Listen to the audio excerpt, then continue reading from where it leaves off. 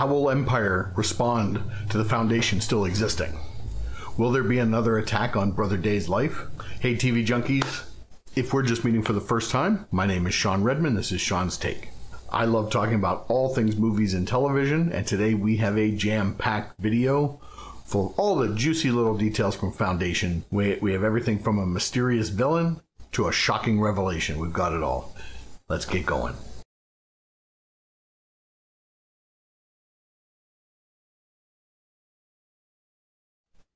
We catch up with Gaal, Salvor, and Harry. And Harry's a little upset. He was trapped in the Prime Radiant by Gaal for 138 years, and he was conscious for the whole thing. So the second Foundation was never formed according to Harry's plan. And so the universe is becoming out of balance.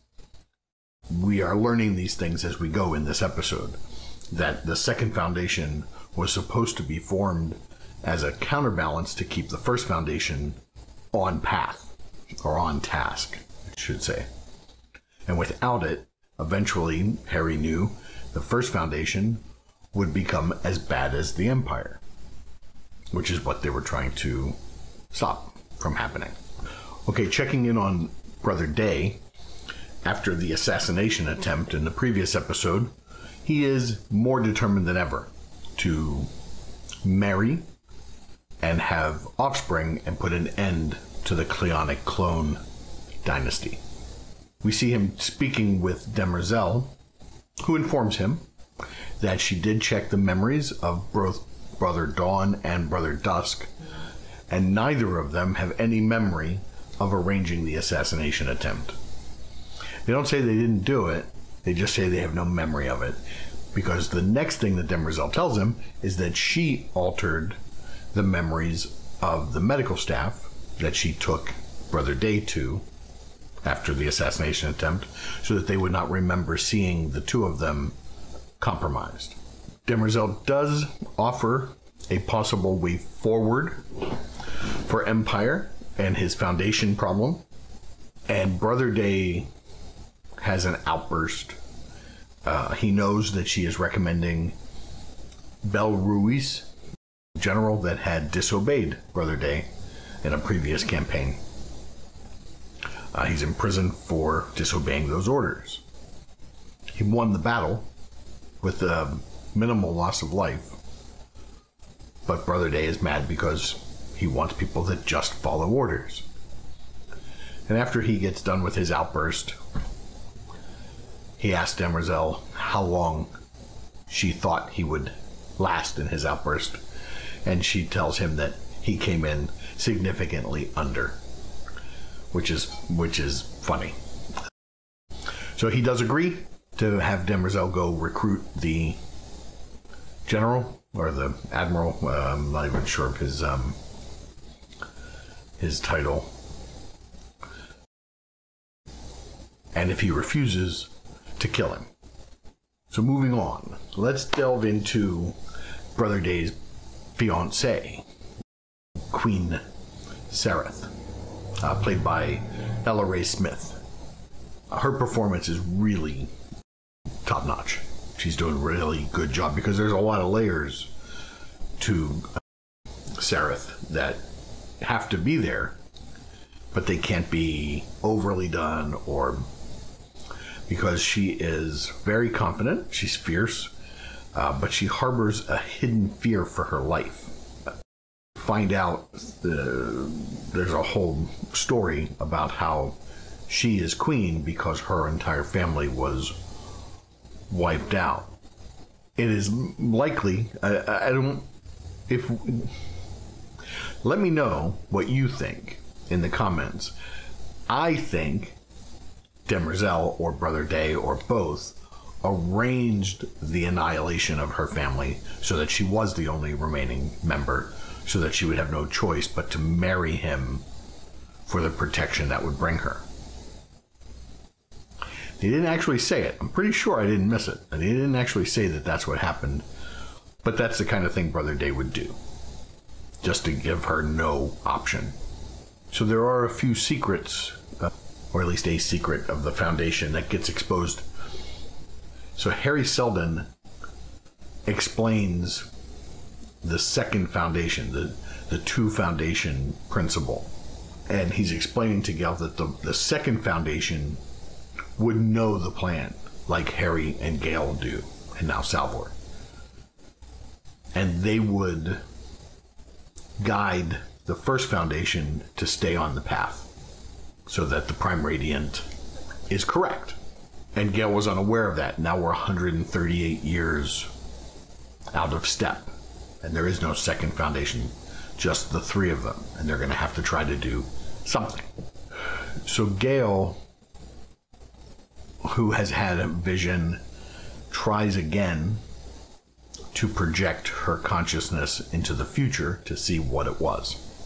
And they do a whole air suffocation thing to help her. And she sees the destruction of the battle. She sees the mule. She sees Salvor dead. The mule sees her and looks into her mind and sees that she is projecting from the past, from the time of the Empire. Before, the mule says, "You're from the Empire time," before Hober Mallow poked the Empire in the eye, or the side, I forget what he actually said. So he's actually conversing with Gaal on her level. She's not just a witness. And they revive her and bring her back.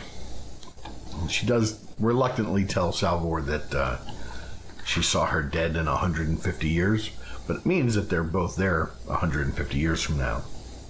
So that's the mule. We also met two new characters in this episode. We meet one character again and a new character. We meet Brother Constant and the High Cleric.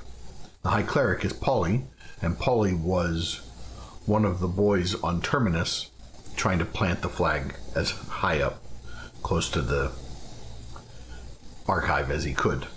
And he's now grown up. He's the head of the religion that has sprouted up around the Foundation, and he's spreading the word of Harry Seldon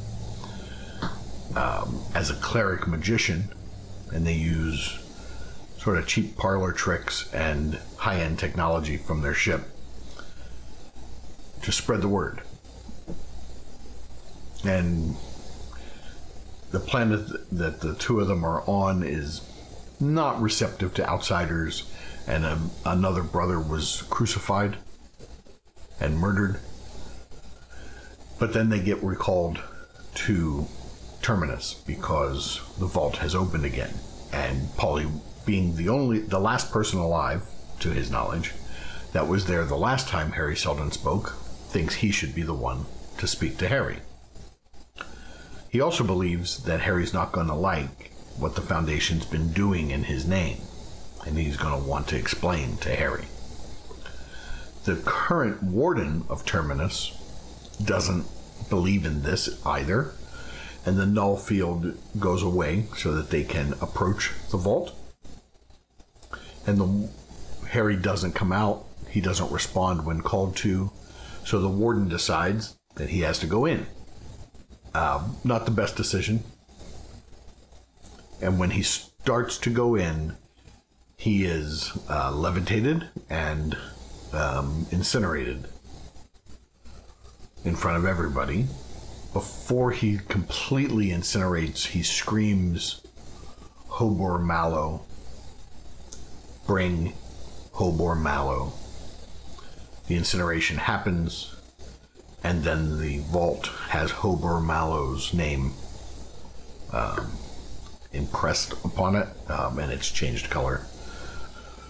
So, what an episode. Really moved quickly, especially in Foundation terms. It was really a nicely paced episode, I thought. Pretty good cliffhanger at the end. So what do you think Hober Mallow's connection to the Foundation is, or is going to be? leave your thoughts in the comments, and we can start a conversation about it before we continue, or as we continue. And how will the mule affect us now? And how long do you think we're going to stay in this time before Gaal and Salvor begin their sleep towards that confrontation with the mule? Oh, one of the other things, when Brother Day was speaking with Demerzel, and he walked away and said, yeah, go get him, but kill him if he doesn't say yes. She looks at the mural that Brother Day was looking at, and I think, tell me what you think, I think she was looking at herself depicted in the mural to the side of the Empress,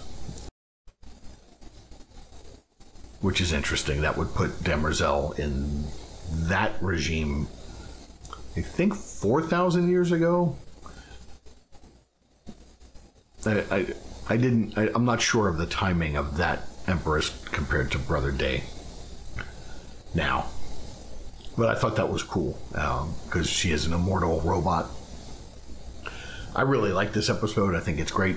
I'm not sure. I have never successfully read Foundation by Isaac Asimov, so I am speculating based on what I've seen in the show and just what I think we're doing. And I would appreciate it in the comments if we didn't ruin by knowing.